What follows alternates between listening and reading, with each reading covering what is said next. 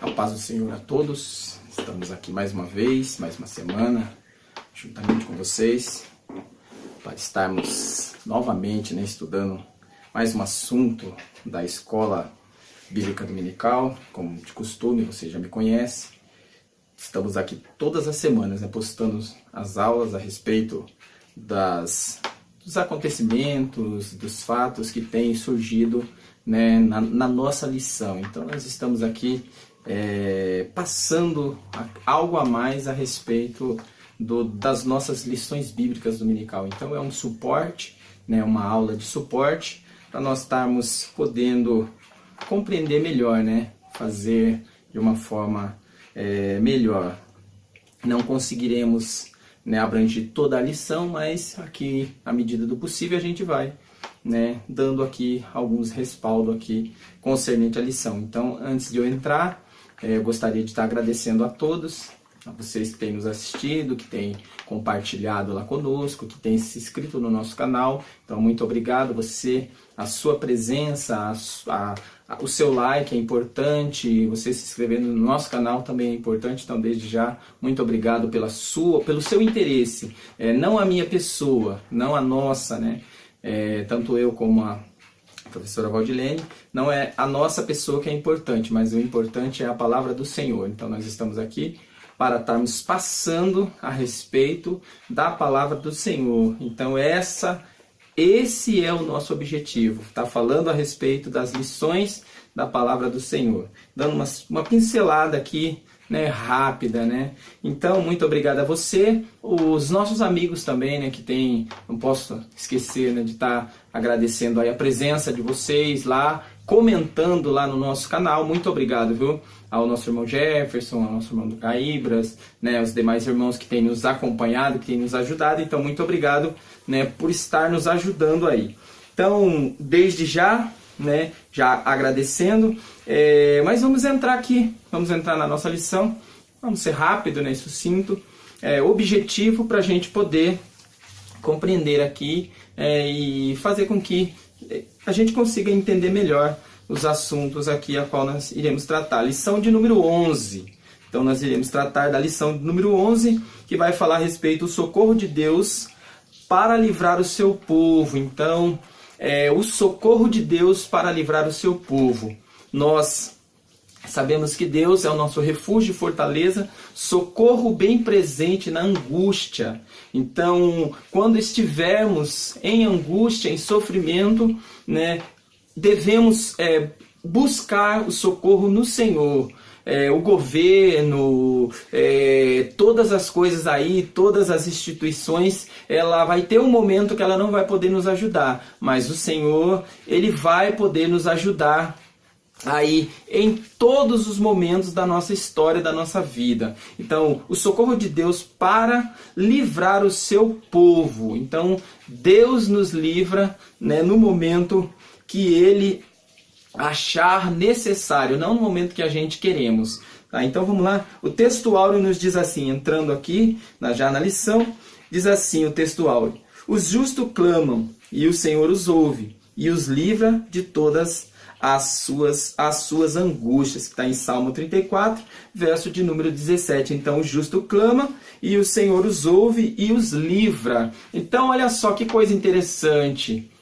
Deus não somente ouve a nossa oração, Deus não somente vê a nossa pessoa, Deus não somente nos enxerga, nos vê ali do céu, Ele também nos ouve e responde, Ele também age no momento certo. Então você vai ver que Deus, mesmo nesse livro a qual nós estaremos tratando a respeito do livro de Esther, a história dessa grande rainha aqui, que livrou o seu povo ali da exterminação, você vai ver aqui que mesmo Deus não sendo mencionado, mesmo o nome de Deus não sendo mencionado, Deus agiu de uma forma maravilhosa. Então, no momento aí, Deus nos livra. Então, Ele não somente nos ouve, Ele também nos livra e Ele também nos guarda. E Ele nos responde no momento exato, no momento certo. A verdade prática nos diz assim, Deus é fiel no cumprimento de todas as suas alianças e promessas. Então, não pense que Deus ele vai ficar em falta. Deus não falha. Deus não é homem para que minta, e nem muito menos o Filho do Homem para que se arrependa. Então Deus ele não falhará conosco. Mas ainda que nós imaginamos que Deus falhou conosco, nós estaremos equivocados. Sempre seremos mentirosos e Deus verdadeiro. Por quê? Porque Deus faz, Deus age, mas nós que pisamos na bola, né? Então somos nós que erramos aí. Somos nós que saímos da vontade de Deus. Então Deus ele quer agir. Deus ele quer fazer. O plano de Deus é agir na nossa vida. Só que infelizmente o ser humano é que sai da vontade de Deus, é que sai debaixo da nuvem. Ali no deserto você vai ver que Deus ele coloca uma coluna de fogo e uma nuvem.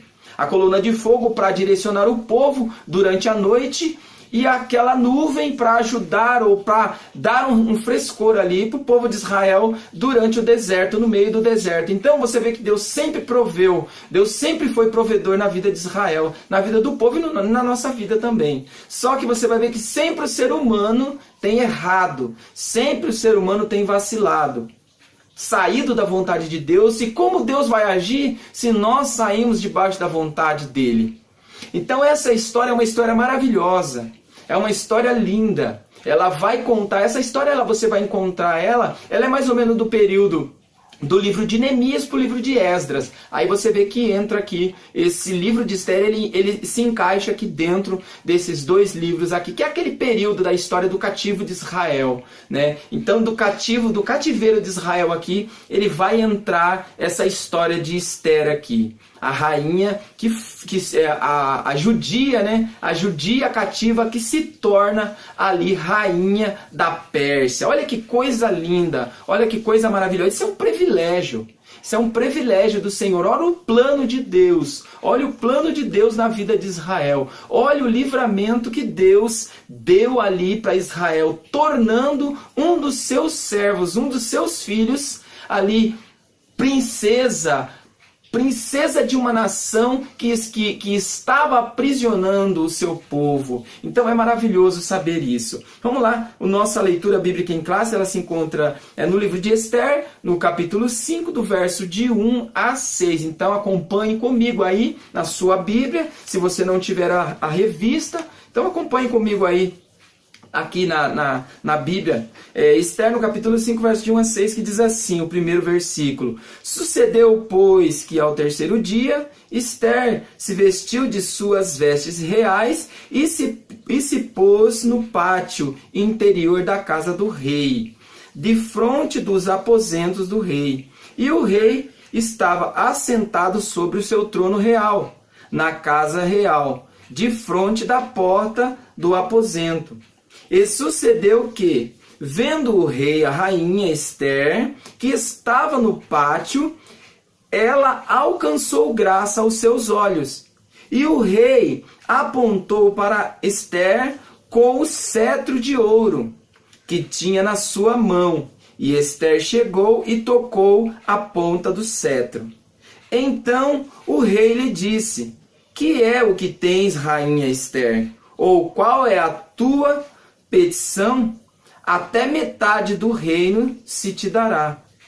Verso 4. E disse Esther: Se bem parecer ao rei, venha, ó rei e Amã, hoje ao banquete, que tenho preparado para ti, ó rei. Então disse o rei: Fazei apressar a Amã, que cumpra o mandado de Esther.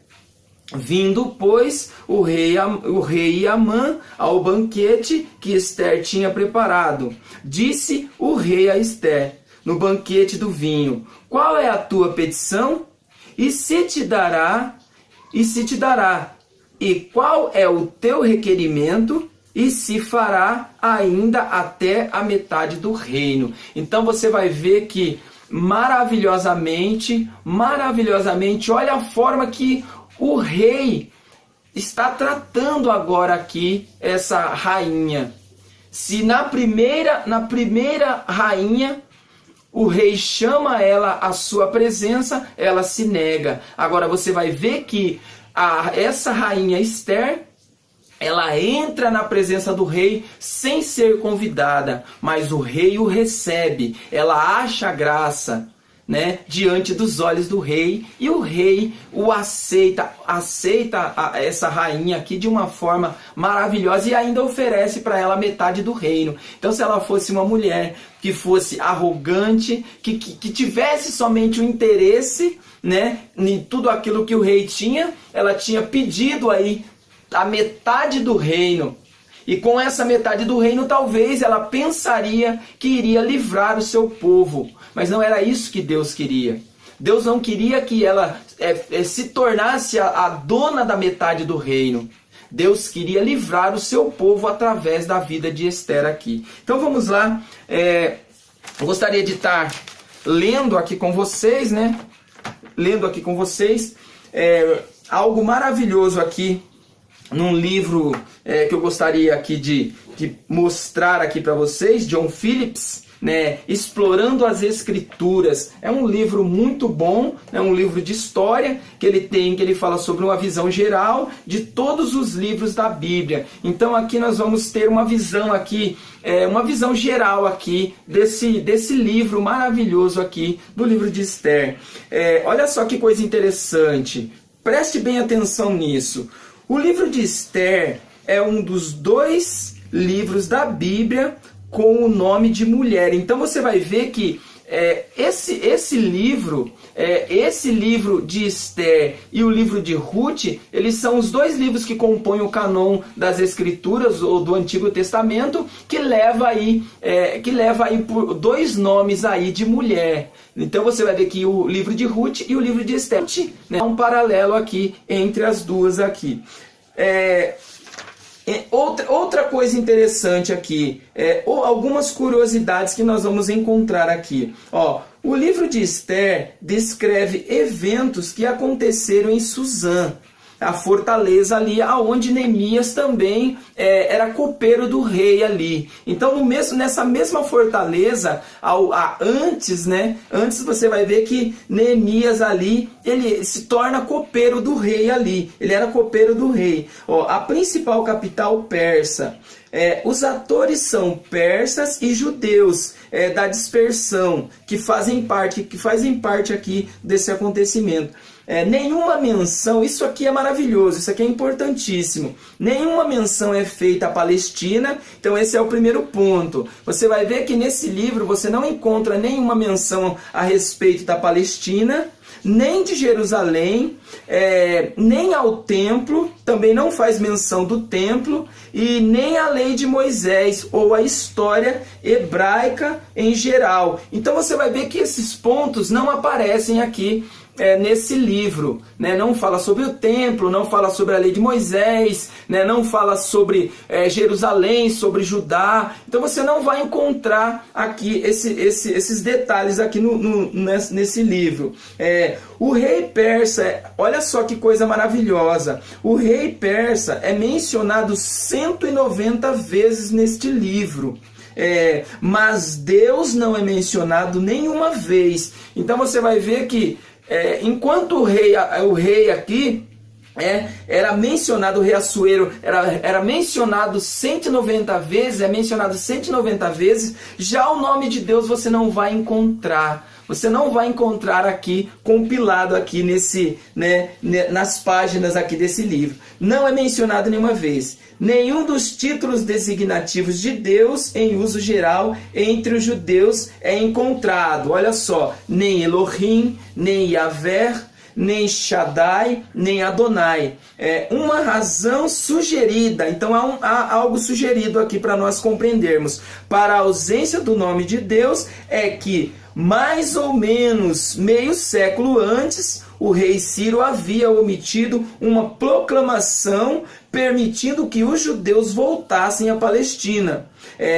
Esta promulgação era cumprimento direto de uma profecia. Isso você vai encontrar lá em Jeremias no capítulo 29, verso 10, 25, verso 11 e 12, e Isaías 44, verso 28. Nenhum judeu deveria ter ficado na Pérsia. Então você vai ver que Deus manda essa profecia e que não era para ficar nenhum judeu. Tá? Então esse é o detalhe importante. Nenhuma unha ficarás. Contudo, muitos judeus se sentiam muito confortável na terra do exílio, para desejarem enfrentar os rigores de agir como pioneiros na Palestina. Eles preferiram ficar onde estavam, para o seu irmão, a respeito dos judeus que ficaram em Jerusalém, né? O seu irmão ali responde que o povo estava em grande aflição e os muros, a cidade estava toda destruída. Então você vai ver que o interessante é que o interesse de Neemias era voltar a Jerusalém para poder reconstruir tudo aquilo que ficou ali. Só que quando, com Zorobabel, eles retornam, do cativeiro para Jerusalém, eles começam a reconstrução, só que muitos dos que foram para a Babilônia, ficaram no cativo, eles fixaram residências. Então você vai ver que isso se tornou para eles um bom negócio. Só que o plano de Deus era que Jerusalém voltasse, não ficasse nenhum resquício de pessoas lá no cativo, porque ali eles eram cativos, ali eles eram prisioneiros. Então Deus queria que eles fossem para a liberdade de Jerusalém. Só que muitos se tornaram ali, fixaram, fizeram famílias, conseguiram bens, adquiriram bens ali e ficaram ali no cativeiro. Então você vai ver que isso, embora na graça, olha só, embora na graça ele se importasse e os protegesse. Então você vai ver, e Deus não permitiu que o seu nome fosse unido aos deles nesse livro. Então você vai ver que Deus, por que o nome de Deus não aparece nesse livro? Porque Deus não queria compactuar. Deus não queria compactuar com isso. Então o plano de Deus era tal, era X, que eles voltassem, não que eles ficassem. Então Deus não permite que o seu nome vá aqui nesse livro. Então vamos voltando aqui, voltando aqui na nossa lição. Olha só, o primeiro tópico vai dizer assim: a providência de Deus. Então você voltando lá no primeiro capítulo, nós vamos entender assim, a providência divina na história de Esther. A palavra providência, eu acho que não cabe aqui nós compreendermos, nós falarmos a respeito disso. Por quê? Porque ele vai falar a respeito, do sentido do que é a providência, qual que é a transliteração aqui do significado. Então Deus, ele traz aí a providência para nós. Deus, ele é provedor, Mas no subtópico 2 ele vai dizer assim, a festa do rei. Então ele já vai entrar aqui já para o sentido aqui da festa, Então vamos lá, Assuero era vaidoso e, querendo ostentar sua glória, poder e riqueza a todos os súditos do império, decidiu fazer um grande banquete. Então, dando uma paradinha aqui, vamos entender. Você vai ver que lá nos primeiros capítulos você vai ver que acontece uma festa. Começa-se a história aqui, do livro de Esther com uma festa, uma grande festa que o rei Assuero ele faz ali no seu palácio. Então ele chama todas as 127 províncias, ou 127 reis, os príncipes, daquelas províncias, para comemorar com ele as vitórias, a sua riqueza, toda a sua glória. Então ele convida todos esses reis, esses príncipes, para ali confraternizar numa grande festa com ele ali. Então vem todo esse glamour, toda essa glória ali naquele lugar. Aí o que acontece? Você vai ver que de um período aí, era uma festa de um período muito longo, E o rei, já num certo período, o rei já estava embriagado. Então você vai ver que ele chama, num momento, ele chama a rainha Vasti para entrar na sua presença. Só que havia um detalhe também importante. O rei estava com os seus convidados, na parte central ali do seu reino, que era o lugar onde ficava o rei, e existia o pátio central ali do castelo. e tinha o lugar, né, o lugar aonde a rainha também estava fazendo uma festa. Então, na verdade, nós vamos ver aqui duas comemorações, uma pelo rei e uma pela rainha, aonde o rei ficava com seus convidados e a rainha com as suas convidadas. Então, naquele período, o rei chama a rainha para entrar ali diante dele. Só que a rainha, percebendo aqui como o rei estava, né, qual era a condição que o rei estava, e ela recusa-se a entrar na presença do rei. Só que o que acontece?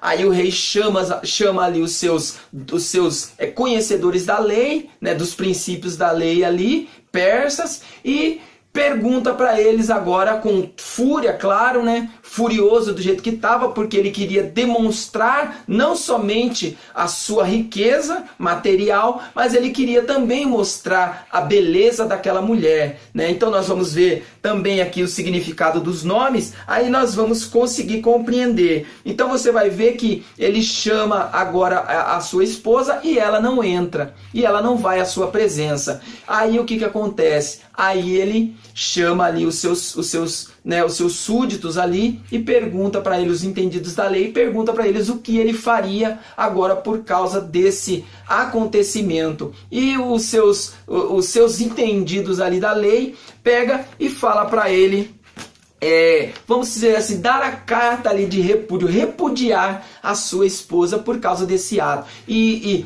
por que eles fazem isso? Porque eles usa-se esse exemplo, toma-se esse exemplo, né, para que isso não viesse a acontecer com as outras mulheres. Então você vai ver que ele fala, olha, para que isso, essa atitude da rainha, ela pode influenciar as outras mulheres do reino, né, as outras mulheres das províncias a tomar a mesma atitude e vir também aí a desobedecer os seus esposos. Então olha só, uma atitude, o que uma atitude errada ela causa. Causou ali um desconforto tanto para o rei como para todos os seus convidados ali. Então vamos lá, entendendo aqui, para nós compreendermos, né, o significado dos nomes, olha só. Primeiro, o significado aqui, o primeiro significado da rainha Vasti, significado do nome. Nome persa que significa mulher bela. Então, ela era uma mulher bela. O seu nome já demonstrava isso. Vasti, mulher bela. Vasti era uma mulher muito bela, porém era um tanto rebelde, pois desobedece a uma ordem do rei. Então você vai ver que era uma mulher bela, porém era uma mulher rebelde, que agia pelo seu próprio instinto. Agora você vai ver aqui já Esther. Esther, o nome hebraico que significa estrela. Olha só, de bela, né, e rebelde para uma mulher, uma estrela, né, para uma estrela, uma mulher que brilha, uma mulher que tem brilho, né? Olha só, no persa seu nome significa uma situação. Então, talvez, né, que era costume judaico, né, de dar os nomes ali pelos acontecimentos ali do que acontecia. Então, aquela situação, ela foi a causa do nome de Esther ali.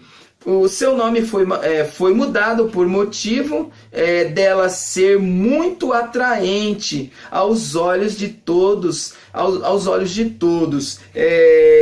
Terceiro aqui, o nome original de Esther, o nome verdadeiro de Esther era Hadassah, que no hebraico significava murta ou nova. A murta era uma planta que para os hebreus simbolizava o amor. Então você vai ver que o nome original de Esther era Hadassah, que significava, que simbolizava o amor, simbolizava ali o amor para os judeus. Então, você vai ver que esses são os significados aqui, né? Temos o significado dos nomes aqui. Mas olha só, para nós já entrarmos no 3 aqui, no 3 diz assim, o subtópico 3 diz assim: a destituição da rainha, né? Que você vai ver que a rainha foi destituída do seu trono, né? Por causa da ação que ela veio a tomar, da desobediência do rei. Então leva ela a ser agora destituída ali, tanto do trono. Então olha só, ela não perdeu somente o trono. Então você vai ver dois detalhes importantes. Ela foi destituída do trono e também ela recebeu ali a carta de separação do seu esposo. Então ela perdeu tanto o seu esposo como também perdeu o seu trono. O segundo tópico aqui, Ester no palácio de Assuero. Agora nós vamos entrar aqui, compreender agora a história que se começa aqui de Ester dentro do palácio aqui. Então, por uma ação da rainha, né? Por uma ação da rainha se dá agora aqui a história de Ester dentro do palácio. Então, olha só, muitas das vezes, muitos acontecimentos que acontecem na nossa vida nós não compreendemos. Nós não entendemos, mas muitos acontecimentos eles vêm acontecer por quê? Porque é plano de Deus.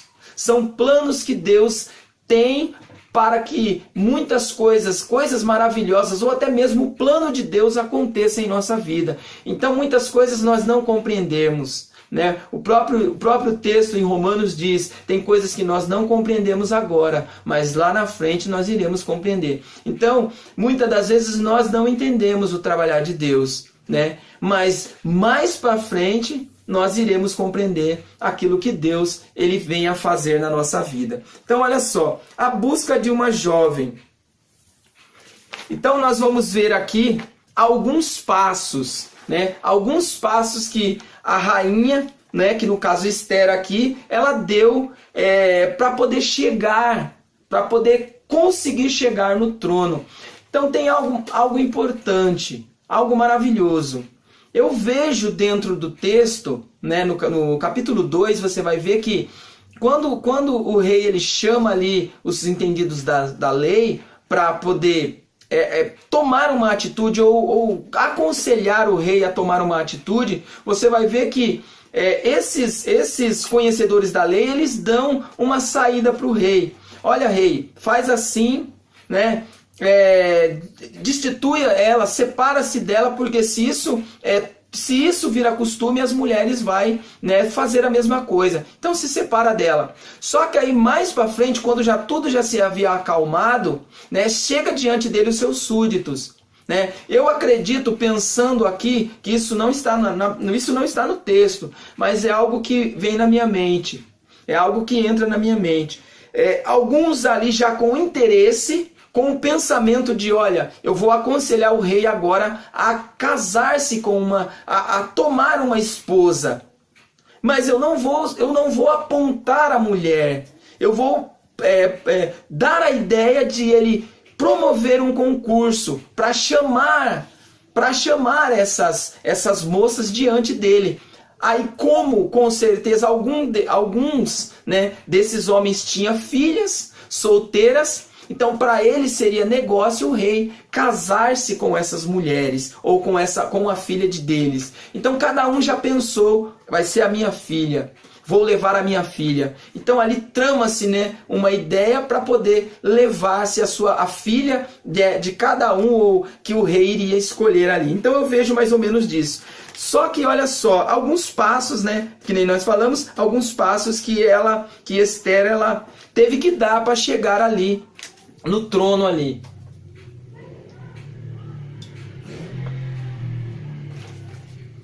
Vamos lá, olha o primeiro passo.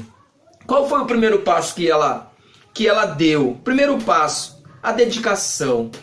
Então, sem dedicação, sem nos dedicarmos, né, piamente, nós não conseguiremos nada. Então muitas das vezes perdemos muitas oportunidades por não nos dedicarmos. A dedicação é um ponto maravilhoso que nos faz aí a conseguir, a alcançar o melhor. Então quando nós nos dedicamos, nós alcançamos o melhor.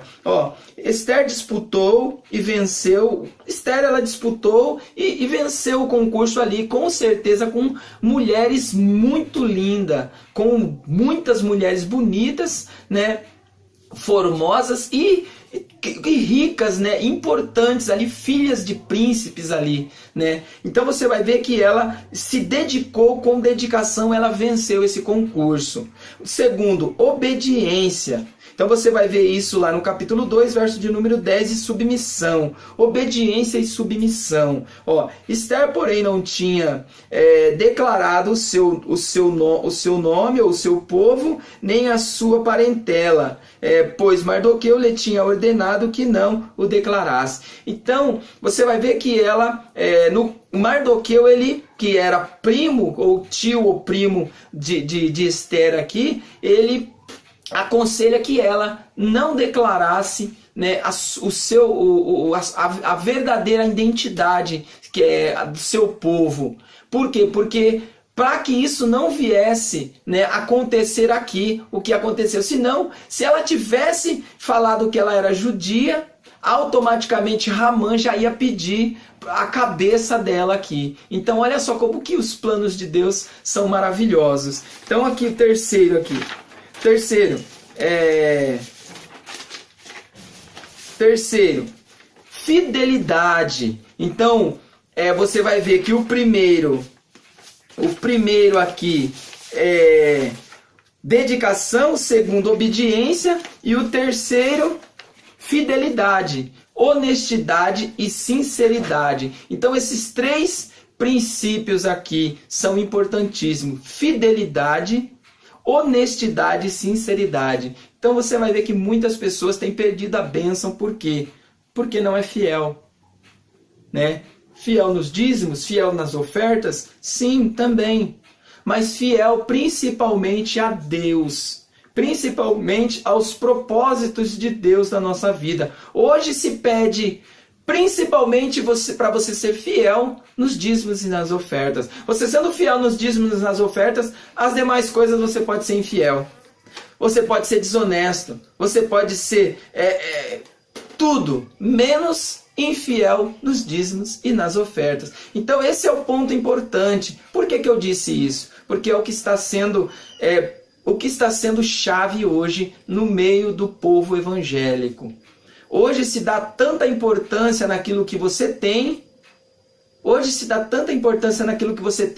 do que até mesmo naquilo que você é. Então muitas das vezes o que nós temos, ele sempre está um passo à frente.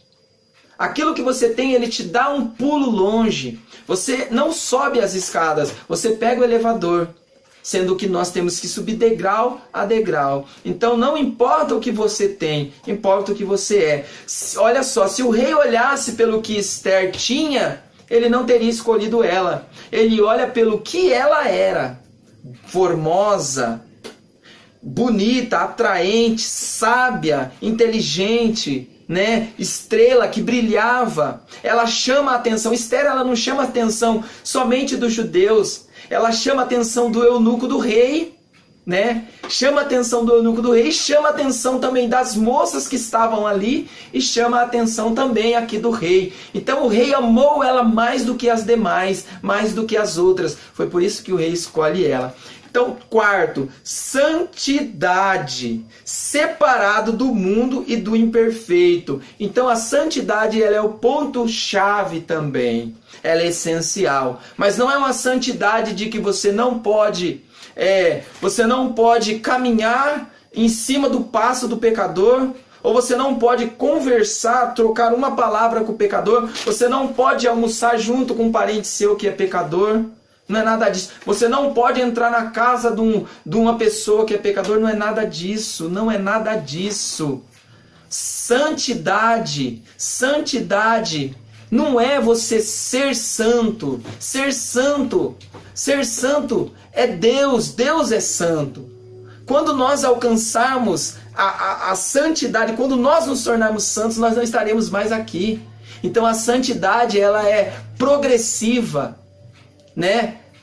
Enquanto ser santo é o estado de ser, já a santidade, ela é um objetivo a alcançar. Então nós alcançamos esse objetivo de nos tornar santo um dia, mas isso não quer dizer que nós somos santos, porque nós pecamos não somente em palavras, mas em pensamento, em ações. só de termos nascido, nós nascemos pecadores. Então esse é o detalhe importante. Então temos que ser separados, deixar de lado o pecado. Sim, mas não deixar de lado o pecador. Tá? Nós não podemos nos separar do pecador, nós não podemos abandonar eles, nós temos que ir atrás do pecador e convencer, e conversar e falar de Jesus para eles. Quinto, fé. Então você vai ver aqui que ela teve fé, ela tinha fé, ela acreditou que aquela situação poderia ser resolvida. Porque se ela não tivesse fé, olha, em Hebreus, no capítulo 11, verso 1, ele vai falar a respeito da fé. Olha, a fé é um firme fundamento das coisas que não se vê e prova das coisas que se espera. Então esse é o ponto essencial. A fé, ela é sobrenatural. As ações, ela é natural. Então a fé, ela é um fundamento. Tá? A fé é um fundamento. O sexto, humildade. Então nós passamos aqui por esses objetivos que ela alcançou para chegar no reino. Alguns princípios para vir à vitória. Então ela chegou ao reino, agora ela precisava da vitória. Então ela precisava agora da vitória. Olha só, primeiro aqui, vai, ajunta todos, que está lá no verso 16, do capítulo 2, no verso 16. Ela chama todos e ajunta todos. Capítulo 4, corrigindo aqui, capítulo 4, verso de número 16. Então, nós estamos agora no capítulo 4. Vai e ajunta todos. Esther pede para que todos se unissem em uma só pessoa. Então, quando ela chama agora, por causa do acontecimento, a jejuar por essa causa, ela chama que todos os judeus se ajuntassem. Então, olha só, Salmo 133, verso 1 diz assim, que é muito bom. É maravilhoso que nós vivamos em união, porque a união, ela é como óleo precioso. Olha só a comparação que o salmista utiliza para falar a respeito da união.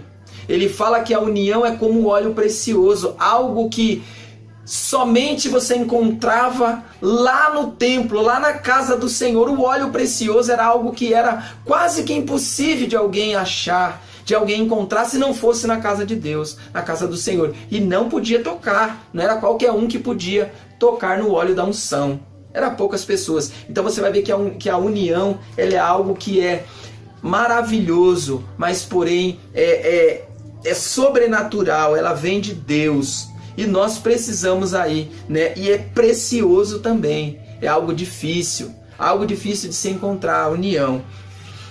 Segundo, jejuem todos por mim. Então não é somente orar, tá? Então primeiro ela se ajunta com todos em oração, em jejum, e jejua, né? E fica ali privado de algumas coisas. Então muitas das vezes, para alcançarmos as vitórias, temos que nos privar de algumas coisas. Terceiro, eu e minhas moças também jejuaremos. Então muitas das vezes não é somente pedir oração, pedir que as pessoas orem por mim, façam jejum por mim, me ajude, né? Não, vai atrás, faça você também, se coloque de joelho, busca, jejua. Quarto, ainda que não é seguro segundo a lei, e pereça, ou no caso, né, ainda que não é segundo a lei e que eu venha a perecer, mesmo assim, mesmo sabendo disso, ela foi até o rei. Então mesmo ela sabendo que a sua vida, que a vida dela corria perigo, ela foi diante do rei. Então olha só que coisa maravilhosa. Para nós já estarmos entrando para a conclusão, né, eu gostaria de só que dar um detalhe importante aqui a respeito de por que Mardoqueu ele não quis se prostrar diante aqui de Ramã. Então olha só, rapidinho aqui para nós já estarmos encerrando aqui, ó. Por que Mardoqueu não se curvou diante de Ramã, mostrando-lhe respeito? Né? Então, por que ele não se dobrou? Por que ele não quis demonstrar respeito aqui? Porque, olha só, o rei ele tinha separado Ramã como um principal. Abaixo do rei era Ramã. Ramã era como que se fosse o maioral aí. Acima do rei não tinha ninguém. Abaixo do rei era ele. Então, afinal, Primeiro, porque o primeiro mandamento era: somente ao Senhor adorarás e a Ele se prostrarás. Que você vai encontrar isso lá em Êxodo, no capítulo 20, verso de número 5. Então esse é o primeiro detalhe importante, né? O primeiro detalhe importante: somente a Deus adorará, somente a Ele se prostrar. Então o judeu, ele preza por isso. Ele tem em seu bojo prezar por adoração somente a Deus. Israel, ele sofreu muito. Israel, ele sofreu muito com isso. Adorar outros deuses, se prostrar diante de outros deuses. Eles sofreram por 2 cativeiros por causa disso. Eles sofreram por 2 cativeiros. Então eles aprendem agora. Agora eles aprendem não se prostrar diante de ninguém. Então esse foi o primeiro detalhe. Segundo, Ramã era o segundo no comando, o homem mais próximo ao rei. Por que então Mardoqueu não prostrou-se diante dele? Ou, né, se prostrou aí diante dele? Olha só, era orgulho? Eu acredito que não. A resposta é não. A razão pela qual Mardoqueu não se prostrou em homenagem a Ramã será compreendido se você prestar atenção na parte do texto que diz: Ramã era gatita. Então esse é o detalhe importante aqui que eu gostaria de chamar a atenção. Isso significa então que ele veio do reino de Gag, um rei dos amalequitas, que em outras palavras significa que ele mesmo era um amalequita. O que há de errado nisto? Então o que há de errado nisso é uma pergunta. O problema é que os amalequitas lutaram contra Israel quando estes estavam a caminho da terra prometida. Eles foram chamados por Deus de inimigos de Deus, que está lá em Êxodo, no capítulo 17, versos 14 a 16.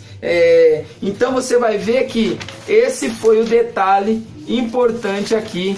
Por que que Mardoqueu ele não se prostra ali para Ramã? Então isso fez com que se tornasse todo esse desconforto. Ele pedisse a cabeça dos judeus,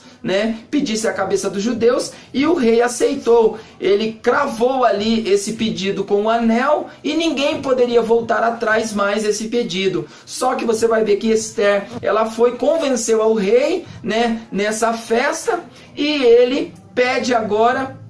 Ele lembra no sonho, do que Mardoqueu tinha feito, livrado a sua vida, e agora ele chama Ramã e pergunta para ele: o que eu posso fazer?